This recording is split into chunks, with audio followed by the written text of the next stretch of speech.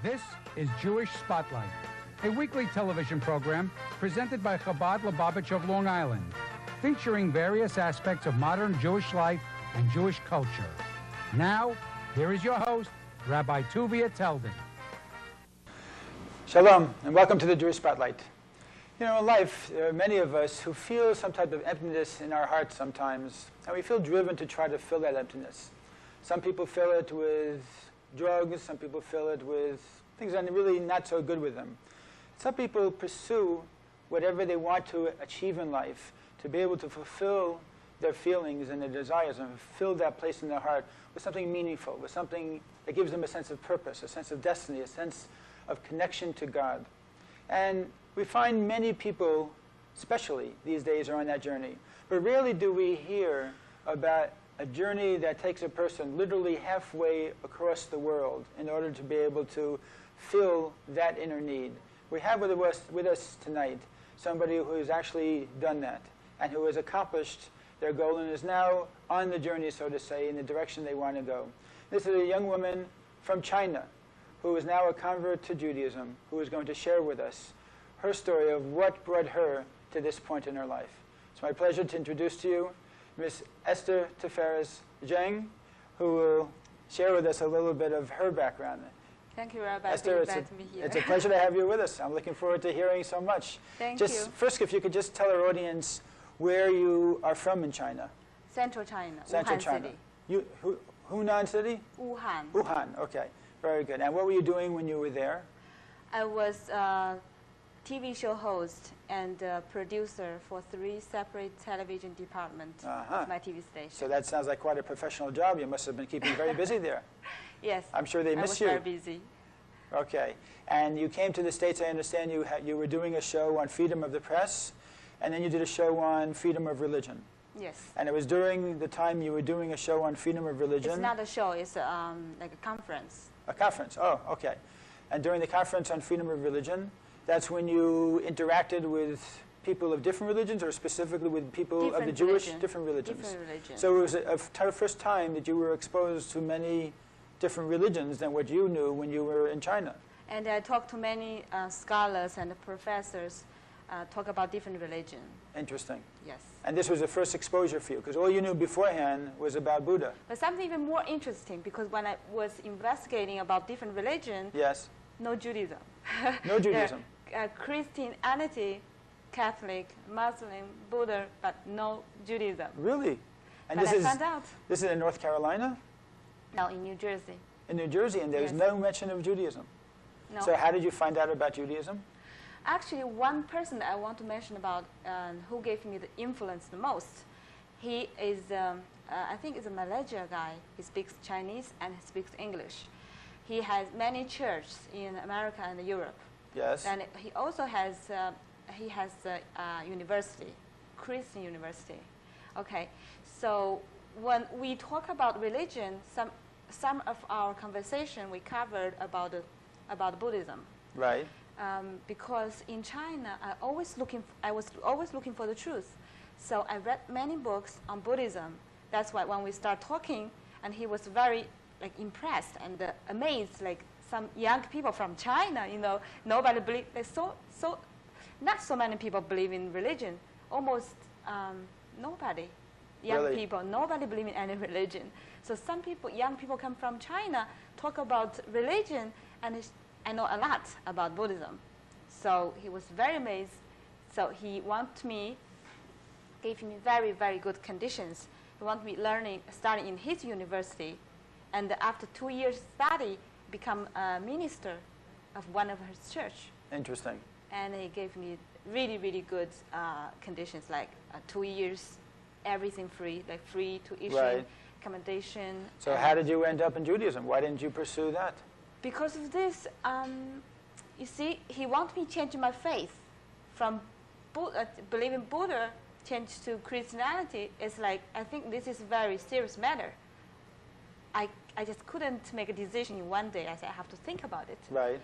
So after I think about it, I said, I didn't have any special feeling, so I cannot do it. I'm sorry. And he didn't give up, so he gave me a Bible, which includes the Old Testament and the New Testament. Yes. I think audience and everybody knows. Yes. That the New Like Testament. the Gideon, yeah. Yes, the book talk about Jesus. Right. And the Old Testament is our Bible, our Torah. Right. So I have many, many questions, and they brought up my question, and no one could answer my question. My question was that I said, from what I thought in Christianity, the pillar of the Christianity is Jesus is Son of God. Well, he's not Son of God. If he's not, said, forget it. If he is, and then maybe we can continue this subject and try to search it. And also, people look at him as a savior, right? It's like big savior, like people waiting for him for a long time. And so, if he was a savior and died and alive again, it's like a big event. Who can prove to me? Okay. And no one could answer my question. You did more and more research and tried to find out about Judaism, and then what happened? I found out Christianity, and then I found out Judaism. Okay. Because my question, no one could answer my question, and then they have to answer me this way. They said, recently, most religion from the Old Testament, something are added or deleted, they make a new religion. Okay, so my response was, if the Old Testament is called the mother of all religions and recognized as the truth by all other religions, and I thought any truth cannot be true if talk about same God, right? Okay. Nobody can say, I have two mothers or I have two fathers, right? You get very confused, right? Right. So if just one God, and the Old Testament is recognized as the truth by them all. So I said, why should I believe in other book and other God? If just one God. Interesting. Right? And of course, many details. If you want to talk about it, then we can Well, continue talking. tell me what happened then. So you decided that the Old Testament was something, or the Torah was something that you wanted to find out more about, Sure. and you continued to I'm study. always curious. Whatever. If I Okay, have so question, you're I have curious. To find out Good. the So answer. you went to people, and hopefully you got answers. Yes, I got many different answers, and then from the answers you find out. So what was it about the message of Torah, the message of Judaism, that filled that emptiness that you felt in your heart? I think every human being, we have two parts, physically and spiritually, right? Two parts. Physically, you can see, you believe in different religion. You can see different country, they live differently. But spiritual part, I think there is superpower exists. Okay, no matter where and how can we find it? There exists the superpower. So in China, we say the superpower, the God just one, and people call the different name in different countries. Right. That's why when I finished conversion, I called my parents. I said, I'm Jewish now. They said, fine. I said, what are you talking about? Fine, because in America, maybe they call them, you call him God, we call him Buddha. I see. Yes, that's the difference. So spiritually, I think everybody, we have the desire. We want to find out, because that's something we're missing from very beginning. Since Adam eat the fruit. But to begin, let's say, for instance, to become a convert in Judaism and start with keeping the Sabbath and changing your dietary laws according to kosher, and to do all the other things that we do as Jews, just as far as our day-to-day practices are concerned, is a very big step for a person to take. It was very hard. Yeah, so what motivated you to make such a tremendous commitment? You know what? After I found out Judaism is the truthful religion, for me, I said there's no other choice. Well, how did you find that out? How do I find it out? It's a long conversation. Okay, we have a little time.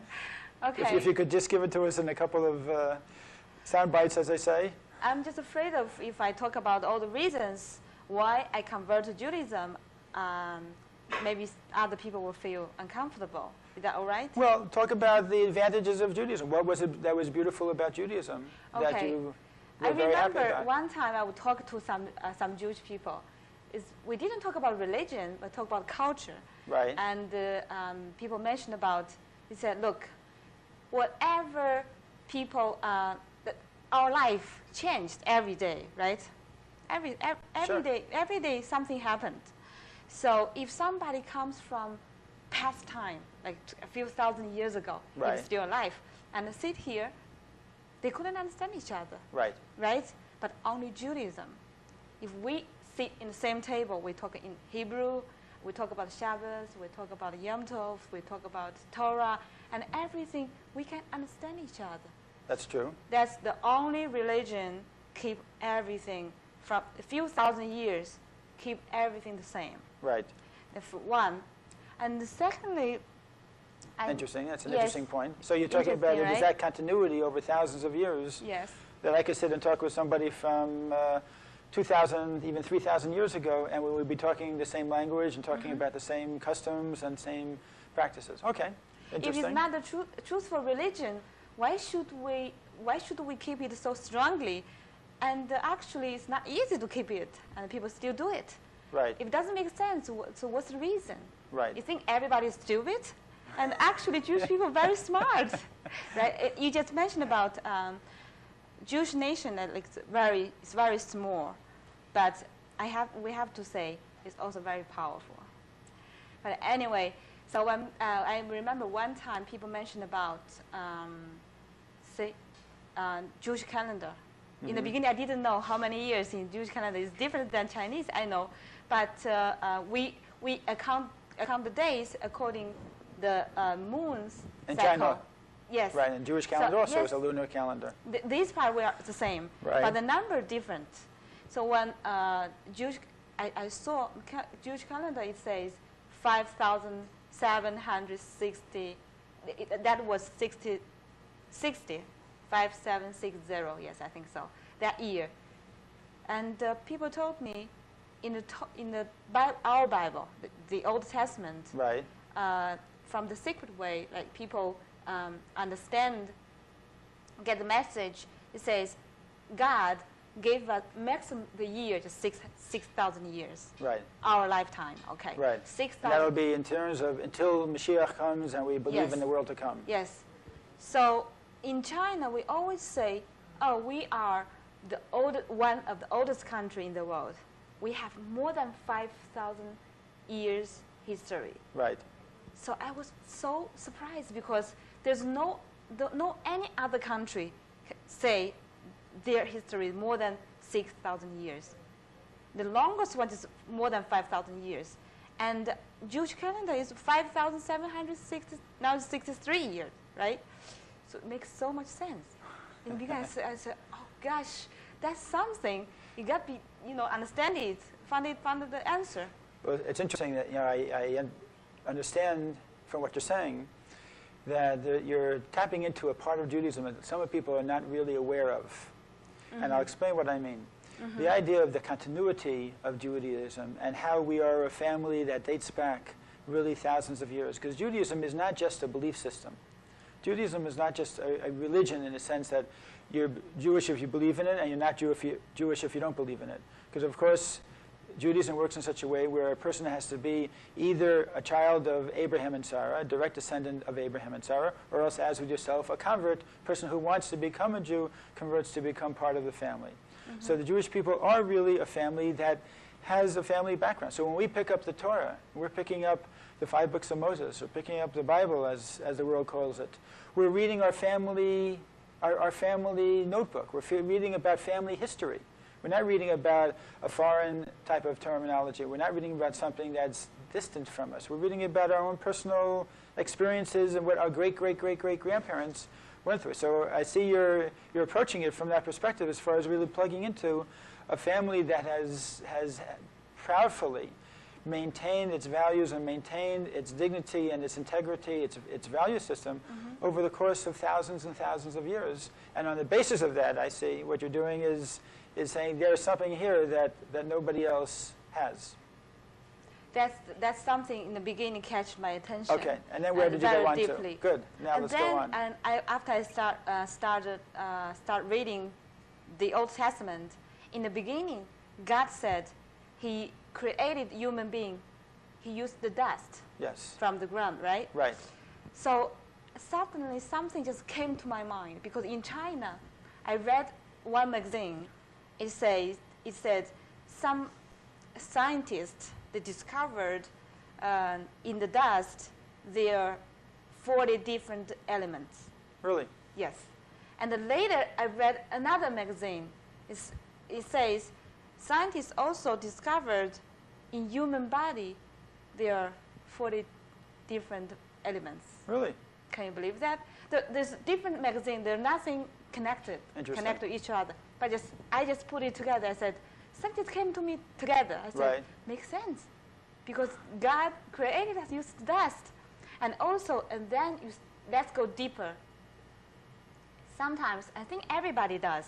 Everybody, they have something they feel good about, right? Right. For example, like people who always think, oh, I'm so handsome, I'm so beautiful, I'm so intelligent, I have so much energy, whatever, feel good. But Hashem said, no. God said, you're nothing. You're nothing. You're just dust. So that's why in Judaism, we have to be modest, right? That's the one lesson from Hashem. We have to be modest. And if you really try to be modest, you see yourself as a dust, the smallest thing in the world. Right. And everybody can walk over you. So what happens if people walk over the dust will go up, search the higher level. That's the deep meaning. Interesting. So Yeah, it's it's beautiful. the idea of humility, but humility also raises a person up to a greater height. So how did you adjust to the Sabbath, for instance, as far as every Friday night, lighting the Shabbos candles? Now you live in a community, I believe, in Queens, and you participate in all the activities of the community, and you go Yes. for Friday night services and Saturday Shabbos services, and you go to families' homes for the Shabbos meals and Yes. sing and enjoy. Yes. And it's probably such a totally new experience for you. Totally different culture. lifestyle. Yes. For So sure. how did you adjust to that? First, the way I think differently, it's hard to do, but if you make change about your thinking, and then you can wither through that.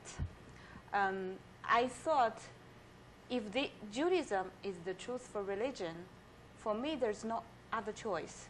It's like a lost child, one day separated, from their parents. Right. And somehow they get united with them. She will never say, I don't want them. Or I don't care who will be my parents because I miss them.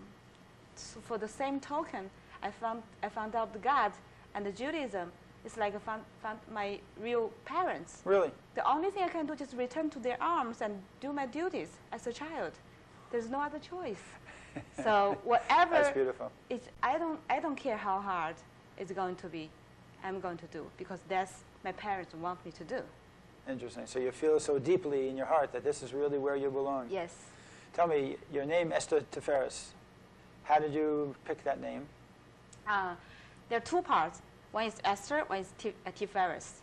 Esther, because if we read the Old Testament, the story, we are know only in this story, in this part, God's name doesn't appear. Right. That's in the Megillah. Yes, in the In the Megillah. Megillah that we read for Purim. Yes, and so that's why Esther also means hidden. Right.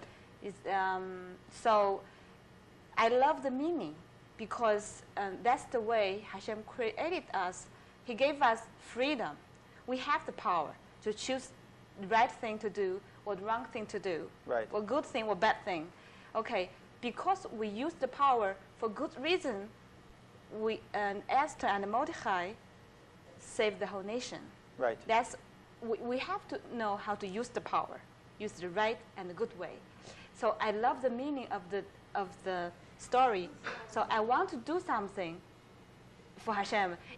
Anyway, Hashem doesn't need anybody to do anything for him, but that's from my heart. Right. I want to be able to do something. I like the story, so pick up Esther. Tiferes, because my English name is Tiffany. You know something? When I first came to America from JFK, okay, my friend, it's not my friend, it's somebody I know. He picked him up from JFK. So he called me Tiffany. I said, what's that? He said, your new name.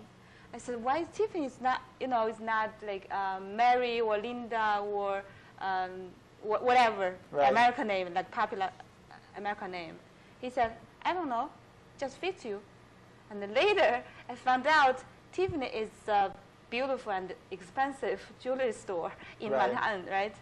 So whatever he says fit me, okay, fit me. Because of Tiffany, I picked up Tiferes because you make both short. Right. Sounds like Tiff, right? Right. And after I chose Tiferes, and then I found out from dictionary, Tiferes means beauty and splendor, right? Right. And that's exact meaning that my Chinese name. Really? Because my Chinese name means splendor, beauty, and magnificent. How do you like that? Very nice. See, you can see everything is in Hashem's control. He brought me to here to convert to Judaism. You can see so clearly. Do you have other experiences that you went through where you felt that the hand of God was very, very direct as far as pushing you in this direction to convert to Judaism? In the beginning, I didn't know. But after finished conversion, or I was converting, and many things just reveal it, you'll get the message. For example, I just talk about somebody picking up from JFK. Right. Just get out from JFK. The first, maybe in the JFK, I don't remember exactly, the first person he pointed out to me was Jewish. Really? He said, Tiffany, look. I said, what? Jewish. So if one time maybe, just by mistake or accident, Uh-huh. in New York, so many foreign people. He's Chinese American. He's not Jewish. So why he point out the Jewish people to me? And over again, whatever he sees the Jewish people, he has to point out to me. I said, okay, one time is enough. Why you point out to me so many times? It's not anybody else. So many foreign people. Right. It was a message.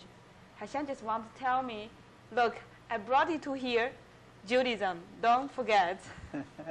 Very How do your interesting. parents feel about your becoming Jewish? Do they understand it at all, or?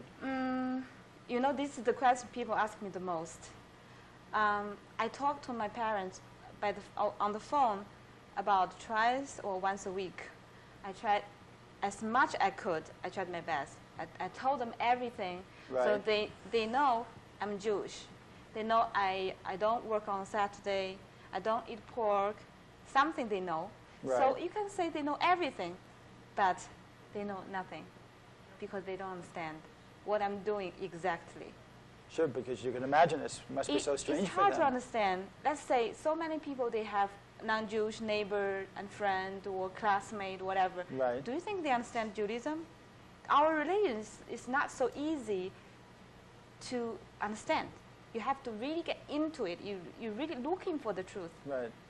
So let me ask you a question. If you had to give a message now to the Jewish people who are watching you now, and say to them about the Judaism that you've discovered that maybe they haven't spent time trying to discover or to learn about, and maybe they just had a few years of education in Hebrew school and after that haven't had anything to do with it. Do you have a message that you would like to tell them? Yes. From my journey, I found out Judaism. I think it's such pleasure. I feel I'm so lucky. I'm not just lucky. I'm super lucky. From 1.2 billion people, it's a big amount. Only me, I came to America and picked up the, Judaism. So you can see, clearly you can see Hashem. So I remember yesterday I spoke in some synagogue. People asked me, they said, if you understand about some Jewish law and you do it, I understand you. But what happens if you don't understand? You don't. There's no explanation. For example, why we cannot eat pork, right? Right. So you said you have to keep mitzvahs. Mitzvahs do something good. Okay. So if you don't understand, how can you keep doing? I said, you know what? How many children do you have? She said 3. How old are they? A few years old? 3, 4? I said, you must be teach them, do this, don't do that, right? Right. So what they're going to do, they listen to you. Why? Because you are their parents. And whatever you tell them is good for them because you love them. Same token, Hashem loves us. Even we don't understand, whatever He teaches us, He teaches us we should do. because it's good for us, even we don't understand. Even when we are doing, it's painful, but still it's good, because everything for good reason. Right. That's what I want to share with the audience. Did you have a very strong belief in God when you were living in China, or did your introduction to Judaism Yes. help you to Yes. advance? Okay, you did. You know what? In China, in school, we have been taught this way, like human being come from monkey, okay? Because by the years, the monkey has to get food, they have to work, so they get practice, and then they become human being. So I never believed that. I said that's really, really ridiculous.